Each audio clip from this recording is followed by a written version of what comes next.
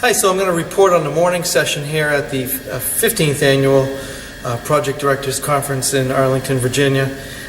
We started off this morning with the Acting Commissioner of RSA, Dr. Edward Anthony. Speaking up very briefly, he had 45 minutes slated, had to cut it down to about 7 minutes. He had to take off. When you're the commissioner, you're pretty busy. But he talked about working with people, performance, and progress, but he quickly jumped to three aspects of a journey that he calls it: change, challenges, and opportunity. And what he said with change is that, as you know, he's the acting commissioner of RSA. He's not sure when a new one will be appointed. He's pretty comfortable that that will happen, but he has no idea of the timeline. That's it for change. As far as challenges, pretty self-explanatory. A limited budget, and that performance is heightened, that we need to keep up with our performance, and that it's always going to be checked upon. Opportunities, you know what, I didn't get a chance to write it down. Like I said, he was only there 7 minutes, and I was writing what he said. He was followed by Dr. Thomas Finch, the Director of RSA Training and Services Program Division, and he said a few things. He said that there's no competitions for the fiscal year 13 for the long-term training grants, but they will return in 2014. What they're looking to do is extend those, that it will be expiring in 2012. They're trying to get them to be extended for 1 year. He did say that the following year, they have about 4.2 million around, so they should have a minimum of 29 long-term training grants to offer.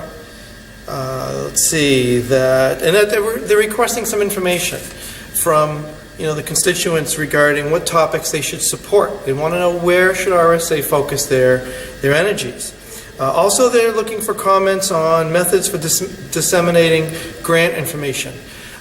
They use a clearinghouse, and they want to know how it's going with the clearinghouse, if they should continue, and how they can enhance it, things like that. So they're just looking for ways to enhance dissemination. Also, tech assistance, so the 10 TASTE centers, they'd like some information or some feedback on those centers. Section 21, capacity building programs to underserved populations or unserved populations. So they're looking for feedback on that as well. And then Dr. Finch talked about Inclusion 7, or some sort of rules and regulations on how we can use federal funds to hold conferences. Then we had a panel discussion, just giving information about the different grant programs and how they work, a little bit of history. So we had one gentleman representing CANAR. This is the consortium of administrators for Native American rehab. Apparently, that before 1975 there was no formal VR support or federal VR support for Indian tribes, and now there's 85 programs. And they have about a success rate that ranges from 57 to 67%. They partner with CSAVR, National Rehab Association, Rehab Service Administration, USDA, and NAMRIC. It's funded with 90% of federal dollars and 10% of tribal funds. Then we had a gentleman from RESNA speaking just on the assistive technology support for people with disabilities. There's support located in every state. They provide low-interest loans for people with disabilities. They establish centers for people with disabilities to learn and observe AT. They provide tech assistance to states. And then they host events and trainings to improve the skills. We had a gentleman representing long-term training grants. This is our higher educational institutions training students to work with people with disabilities in a variety of areas, such as general rehab counseling, undergraduate education, specialized services like blind or deaf and hard of hearing. We had representatives speak on the interpreter training. This would be the National Interpreter Education Center. And they have about 6 or 7 places around the country where they train interpreters to work with specialized content as well, like you'd see in VR, medical interpreting, and also legal interpreting. Someone represented the Migrant and Seasonal Farm Workers Program.